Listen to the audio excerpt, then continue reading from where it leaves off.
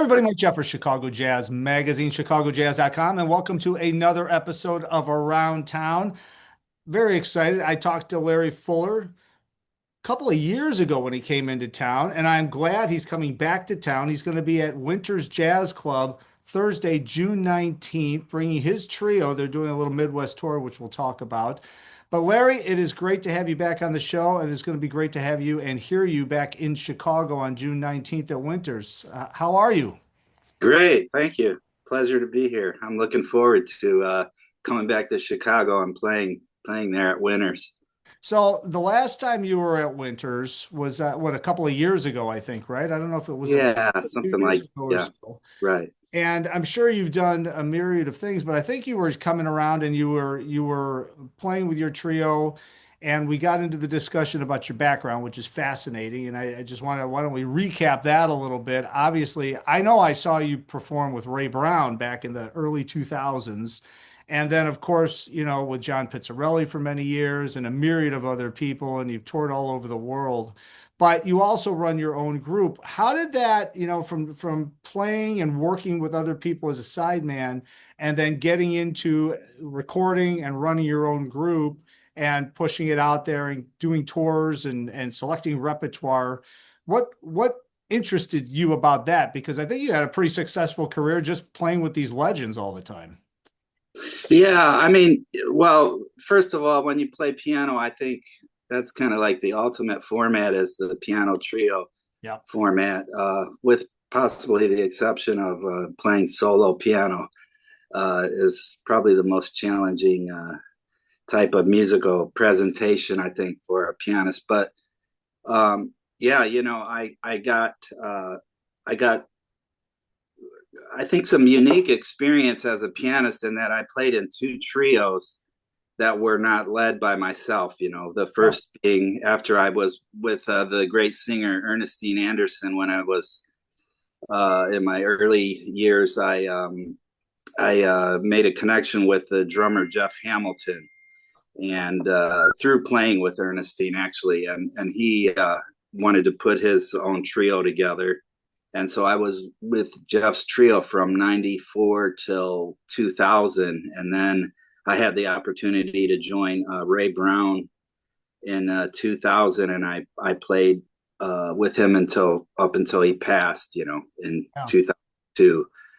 But through both of those situations, I learned so much about playing in a trio and watching two other master musicians lead their own trio and how they presented music. And uh you know I so when I formed my own group, I kind of tried to take all the things that I learned from those two kind of unique experiences. As I said, not having been the leader as a pianist in a trio is kind of unusual, but to watch Ray just lead a trio and how he presented music and everything, I really wanted to kind of incorporate a lot of those components into my own group. That's one of the things I think a lot of people, I know you do a lot of teaching too in education, and I think that's one of the things that a lot of people don't really realize is the amount you really have to have that experience to, you're presenting a show. So Right. you're there, especially in a place like Winters, which you're going to be there on June 19th, presenting a show rather than just going up and calling tunes. And I mean, I know from watching Ray Brown over the years and loving his performing and seeing him live many, many times, that was a master of a jazz trio and presenting a show format and just building it and slowing it down and building it again and bringing it to the end. And you felt like you just saw something that was not just throwing tunes around and just playing down things. It was like really presented well. And that there's an art to doing that, isn't there? Absolutely, yeah. And if you look at all the classic trios, like you said, to your point, there's almost like they're presenting a show, and that kind of can have some, like in jazz, like negative connotations. But the idea is, like, to your point, just presenting polished music. Like Ray Brown, he told me he said one time he said to me, he said, I hate, I hate raggedy music. And in the context of what he was saying, he made that comment. It was that, he was just talking about what your point was earlier, that, a lot of times you go hear jazz and it can be like an assemblage of, like masters, playing together. But if they're just calling tunes, there's uh that uh that's not really the ultimate level of musical presentation, although things, great things can happen in just spontaneous situations like that. But the idea is, like, Ray always presented music whatever standard he wanted to uh bring into the book with the trio. He would put a introduction or a shout chorus or something like that, to just really present the music in a, he said he called it concertizing, like he really, that was the big concept really of his trio, is to obviously swing and play the blues and all that, but really to present the music so you sound like a group up there playing, Well, and that's the other thing too. I'm a drummer and I love Jeff Hamilton, and I've seen you play Right. with Jeff Hamilton in the past, and there's another person who has arrangements of tunes. Oh yeah. You're not just calling tunes, it's like you're playing an arrangement so that when you get into the soloing section and you guys are blowing, it is blowing, it's going somewhere, and then it comes back to an arrangement. And I know that that's how your music is too. So when people come out to hear you on June 19th at Winters, they're going to have that taste. And I love talking about this stuff with somebody like you, because there's so many young musicians that are worried about learning tunes, worried about changes, worried about all of that. But when they get into actually presenting a performance, they don't understand how an audience is going to react to just, I mean, it could be way over people's heads, but to me, the way Ray did, the way Jeff did, the way you do with an arrangement, you can bring people into the music and they can really feel it because it's cohesive and there's an arrangement to it. So when you start blowing over changes and people don't really understand necessarily what's happening, if they're not into it, they really are enjoying it because it's part of an overall arrangement of a tune, right? Absolutely, and like I think, to your point, like with a lot of the younger musicians, there's all these fantastic music programs and turning out all these incredible young musicians. It's just amazing. But there are certain things that you only learn on the bandstand, and not in the classroom. And I think this, what we're talking about right now, is one of those things, of just watching a master like Jeff or Ray, and how you present the music live in a to an audience, is some of those things you can't really learn in just a classroom, so watching, yeah, I mean, there's nothing really worse than watching a group, even if it's great jazz musicians, like in between tunes, like, oh, what do you want to play next? What key and all that? It just seems so like unprofessional, really, to me. So yeah, I like to try to present the music in a special way, and like Jeff Hamilton, he always said, Ray would say, if you want to do a tune, a standard, like put a new dress on it, like just make it your own tune, Yeah. basically. Make it a presentation instead of just playing the tune and soloing on it, Exactly. Well, and that's why it's so exciting that you're actually bringing your trio in, Yeah, because you guys have been playing together for years, I'm sure, yeah, and you have arrangements and it's tight. And that's one of the things that it kind of drives me nuts sometimes, because we've all seen, like, they put together for a festival, they put together like the tribute to so and so, and there's like all the greats are up there, but really, they've only maybe talked through some tunes in the back and they haven't really done too much. And then they get up there and they're all killing players, right. legends. And but they're not put into the spotlight like they should be, because it's kind of a mishmash of things. So Exactly, and I think also just the business and the reality of all of us, trying to make a living and survive in this music, that the business doesn't really afford a lot of opportunities for groups to play together to develop. You know what I mean? It's if you look at really realistically how just how many groups can travel now and really I mean to develop that cohesive sound as a group, I think it's more challenging than ever just because there's less opportunities to play and travel together and play like extended engagements like groups used to do, like have a, now they call it a residency, if you have 3 nights somewhere, that's a residency. Yeah. I So, remember the Jazz Showcase here in Chicago, which I know you're familiar with. You've played there with Ray and Jeff and everybody. And they yeah. used to have 7 nights a week of the same group. So they present a different group each week. And I mean, 7 nights. So I'd always try to get to the Friday and Saturday night because it'd just be smoking at that point. But Yeah. week. They were getting real hot by that time. Yeah. Yeah, but yeah, I mean, you just don't see that much anymore. Even just when I was with Ray, which now that's 20 years ago now. Yeah. Well, and I think this is a great segue, to wrap it back around to your group because we're talking about Ray, we're talking about Jeff Hamilton, we're talking about long extended times at clubs, which don't really happen anymore. But this wraps right back around to you because you're bringing your own trio in. Obviously, Carmen and Tori Jr. and Lauren Cohen, who a lot of people here in Chicago are familiar with from his time in Chicago, and yourself. How long have you guys been playing together? And how important it is to be able to travel, even if it's on a small little Midwest tour with the same guys and present this music night after night. Yeah, well, we've been playing together for a couple years, I guess. A few little tours we've had, and uh, yeah, it's great when you can be with the same guys, and a lot of times the business doesn't afford that opportunity, so people just travel and pick up local rhythm sections.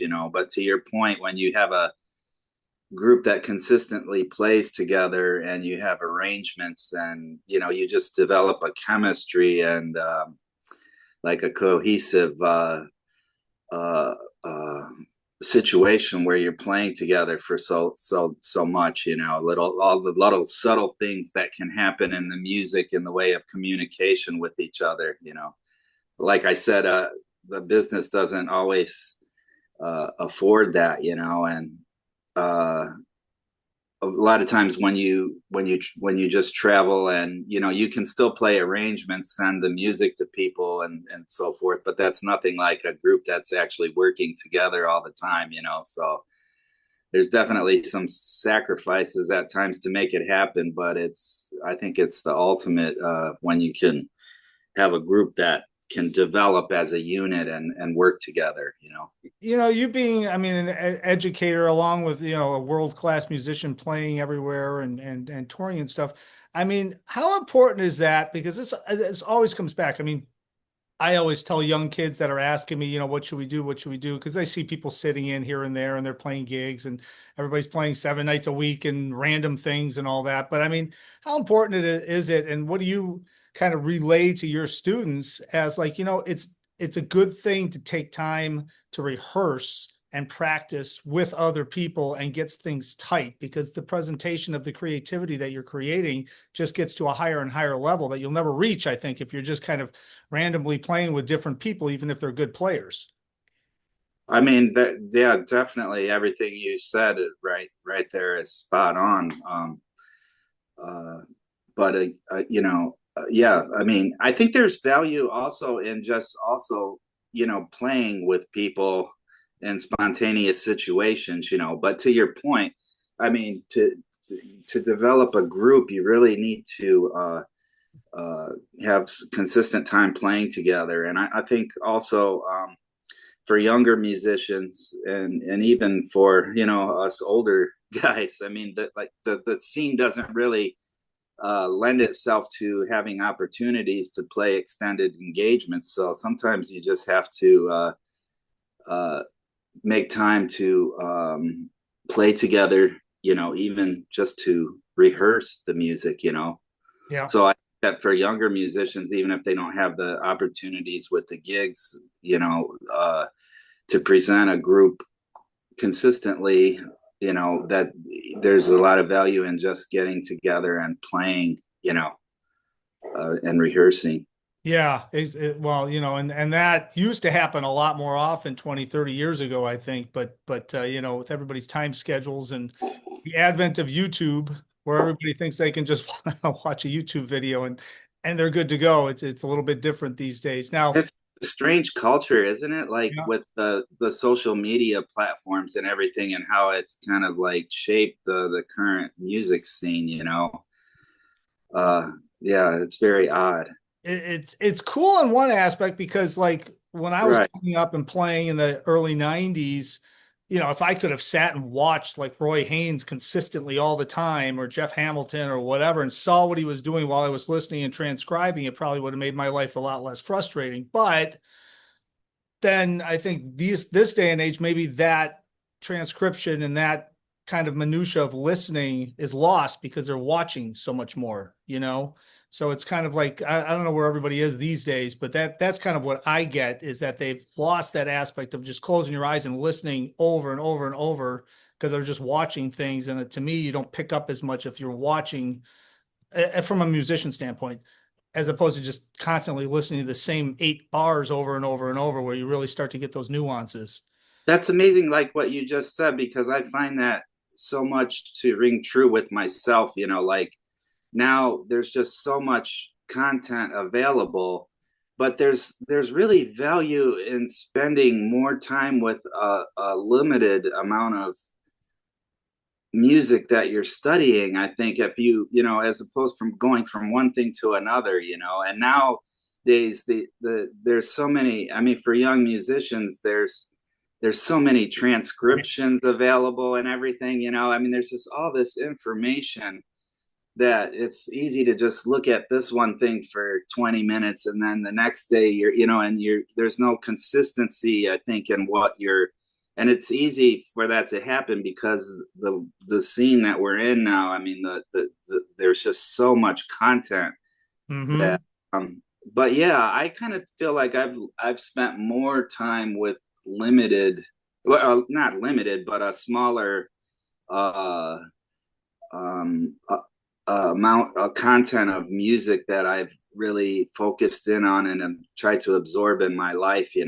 And I do think that there's value in that, like you said, to just consistently just listen to Yeah, study something and because you yeah, pick up those nuances. I mean, it's absolutely, yeah, those little things. Even on piano, you hear different things that you wouldn't if you were just kind of listening to the whole thing as a whole, and then next thing, next thing, next thing. yeah. Like, or you can write out a transcription, but can you, you know, can you really play? Can you really articulate those eighth notes or whatever? The feeling. I mean, that's yeah. Yeah, I To mean, just keep spending a lot of time with something like that. Like a yeah. it's I don't know. I'm sure some younger students still do that, but it's got to be harder and harder to do that with everything thrown at you on a consistent basis. But I will say this, on June 19th at Winters, Thursday night, you've got two sets, set 6:30 p.m., 8:30 p.m. Of course, Winters 465 North McClurg Court. There's valet parking in front. They're right around the back, as opposed to 5, 6 years ago. There's a lot of restaurants and things around there now. It's a great spot to go hear music. Scott over there and the whole group have done just an incredible job. I'm glad they're bringing you back in. And so, why don't we talk a little bit to wrap this up? What can people expect to hear? You've got such a wide category and probably a wide repertoire of music to pull from. What are they going to hear that night? Well, we just like to play music that ultimately, makes people feel good. But I like to draw on, of course, the Great American Songbook and jazz standards and some original compositions and even some more current like pop tunes that I like to sort of reimagine. Yeah. Yeah, but mostly we just try to swing and play the blues and sounds like a cliche, but really try to uplift people with the music for the time that they're spending with us. When they come to hear us, that it's hopefully an uplifting experience. Well, I know hearing you in the past, I know what people are going to expect is something that it's going to be right in the pocket. It's going to be swinging hard, and it's going to be a great intimate evening of jazz trio. So thanks for jumping on today. I know we had a little snafu. Somebody might be saying, "Hey, Mike's in a different shirt," but that's okay. We had a little power outage, but we're back and we're finishing this up. And I'm looking forward to seeing you June 19th at Winter Great. Jazz Club, wintersjazzclub.com for all the information. So thanks, Larry, for jumping on, and we'll see you then. Thank you so much. For sure. And of course, thanks everybody for watching. All the other information is on chicagojazz.com, and hopefully I will see you somewhere out on the scene.